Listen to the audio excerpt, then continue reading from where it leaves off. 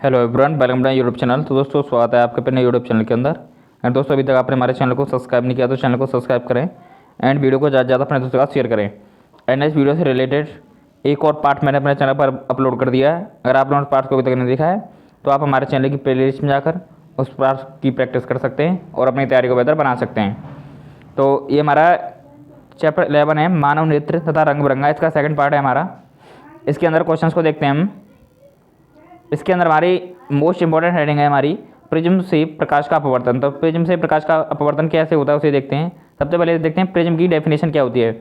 तो प्रिज्म की डेफिनेशन होती है हमारी, किसी कोण पर झुके दो समतल अपवर्तक फलकों के मध्य घिरे हुए समांगित एवं पारदर्शी माध्यम को प्रिज्म कहते हैं। तो प्रिज्म किसे कहते हैं? दो समतल अपवर्तक फलकों के मध्य घिरे हुए समांगी एवं पारदर्शी माध्यम को प्रिज्म कहते हैं। एंड आगे की ओर चलते हैं। आगे हमारा प्रिज्म एक ऐसा पारदर्शी माध्यम है, यानी प्रिज्म क्या होता है? एक ऐसा पारदर्शी माध्यम है, एक ऐसा पारदर्शी माध्यम होता है जो तीन आयताकार फलकों एवं दो त्रिभुजाकार फलकों से घिरकर बना होता है। यह कितनों से घिरकर बना होता है? तीन आयताकार फलकों एवं दो त्रिभुजाकार फलकों से घिरकर बना होता है। प्रिज्म को इस प्रकार रखा जाता है कि उसके आयताकार फलक ऊर्ध्वाधर तथा त्रिभुज फलक क्षैतिज हों। उसके आयताकार फलक कैसे हों? ऊर्ध्वाधर हों और त्रिभुजाकार फलक कैसे हों? हमारे क्षैतिज हों। प्रिज्म के आयताकार फलकों से प्रकाश का अपवर्तन होता है। प्रकाश के आयताकार फलकों से क्या होता है? प्रकाश का परावर्तन होता है। इसे प्रकाश का अपवर्तक फलक कहते हैं। इसे क्या कहते हैं? प्रकाश का अपवर्तक फलक कहते हैं। एंड आगे देखते हैं। प्रिज्म के दो अपवर्तक फलक जिस कोर पर मिलते हैं उसे अपवर्तक कोर कहते हैं। यानी कि प्रिज्म के दो अपवर्तक फलक जिस कोर पर बनते हैं उसे हम क्या कहते हैं? उसे अपवर्तक कोर कहते हैं। और इन फलकों के मध्य जो कोण बनता है उसे प्रिज्म कोण कहते हैं। इन फलकों के मध्य में जो कोण बनेगा, हमारा जो एंगल बनेगा उसे हम क्या कहते हैं? उसे प्रिज्म कोण कहते हैं। प्रिज्म कोण को ही अपवर्तक कोण भी कहा जाता है। प्रिज्म कोण को क्या कहते हैं? हम अपवर्तक कोण भी कहते हैं। आगे देखते हैं इसके अंदर क्या है। आगे हमारा अपवर्तक फलकों के अभिलंबवत किसी समतल द्वारा काटे हुए परिच्छेद को प्रिज्म का मुख्य परिच्छेद भी कहते हैं। कहने का मतलब यह, परावर्तक फलकों के अभिलंबवत किसी समतल द्वारा काटे गए हुए परिच्छेद को प्रिज्म का मुख्य परिच्छेद भी कहते हैं। नेक्स्ट है इसके अंदर हमारा विचलन कोण। तो विचलन कोण क्या होता है? ये अक्सर एग्जाम्स के अंदर पूछा जाता है। आपतित किरण की दिशा एवं निर्गत किरण की दिशा के मध्य जो कोण बनता है उसे विचलन कोण कहते हैं। आपतित किरण और निर्गत किरण के मध्य जो एंगल बनेगा हमारा उसे हम क्या कहते हैं? विचलन कोण कहते हैं। और इसे स्मॉल सिग्मा से व्यक्त किया जाता है। अब देखते हैं कांच के प्रिज्म द्वारा श्वेत प्रकाश का विक्षेपण। इसके अंदर सबसे पहले हेडिंग हमारी बड़ विक्षेपण। तो बड़ विक्षेपण क्या होता है? श्वेत प्रकाश की किरण जब किसी प्रिज्म के अपवर्तक फलक पर आपतित होती है तब प्रिज्म द्वारा वह अपने अवयवी रंगों से विभाजित हो जाती है। यह घटना बड़ विक्षेपण कहलाती है।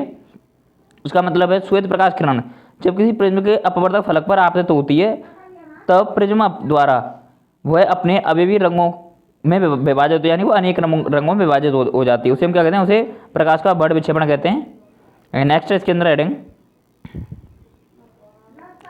प्रिज्म द्वारा प्रकाश का बड़ विक्षेपण। तो प्रिज्म द्वारा प्रकाश का बड़ विक्षेपण कैसे होता है? जब प्रिज्म में से कोई श्वेत प्रकाश की किरण गुजरती है, जब प्रिज्म के अंदर से कोई श्वेत प्रकाश की किरण गुजरती है तब वह अपने मार्ग से विचलित हो जाती है।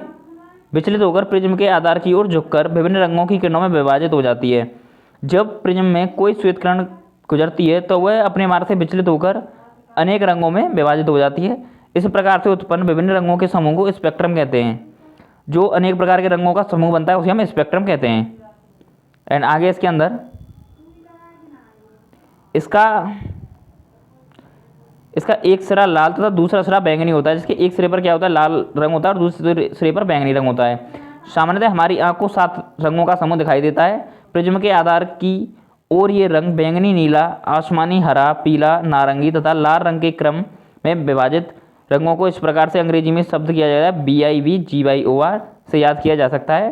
यानी कि हमारे जो रंग का बड़ विक्षेपण होता है वो हमारी आंख केवल 7 रंगों को देख सकती है। वैसे उनका बड़ विक्षेपण अनेक रंगों में होता है, लेकिन हमारी आंखें उन्हें केवल 7 रंगों को देख सकती हैं। और 7 रंगों का क्रम क्या है हमारा? उसे हम इस ट्रिक के द्वारा याद कर सकते हैं, BIVGYOR के द्वारा याद कर सकते हैं हम।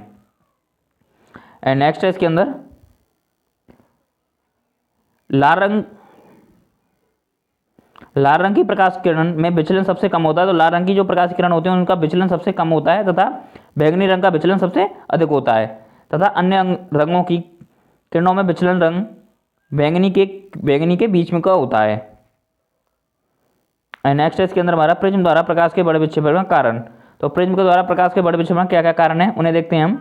किसी पारदर्शी पदार्थ जैसे कांच का अपवर्तनांक प्रकाश के रंग पर निर्भर करता है। तो प्रकाश का अपवर्तनांक किस पर निर्भर करता है?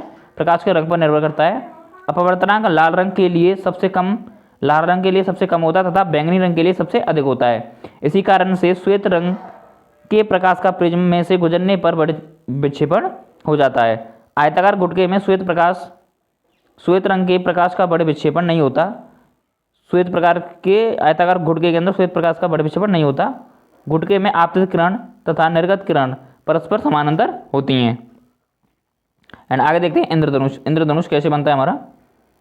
इंद्रधनुष वर्षा के पश्चात आकाश में जल के सूक्ष्म कणों में दिखाई देने वाला प्राकृतिक स्पेक्ट्रम है। यानी क्या है? इंद्रधनुष क्या है? वर्षा के पश्चात आकाश में जल के सूक्ष्म कणों में दिखाई देने वाला प्राकृतिक स्पेक्ट्रम है हमारा। इसके क्या रीजन से बनने को उसे देखते हैं। इंद्रधनुष वायुमंडल में उपस्थित जब जल की सूक्ष्म बूंदों द्वारा सूर्य के प्रकाश के बड़ विक्षेपण के कारण प्राप्त होता है तथा यह सदैव सूर्य के विपरीत दिशा में बनता है। जल की छोटी छोटी बूंदें बहुत छोटे छोटे प्रिज्मों की तरह व्यवहार करती हैं। इन बूंदों द्वारा प्रकाश आपतित तथा विक्षेपित हो जाती हैं।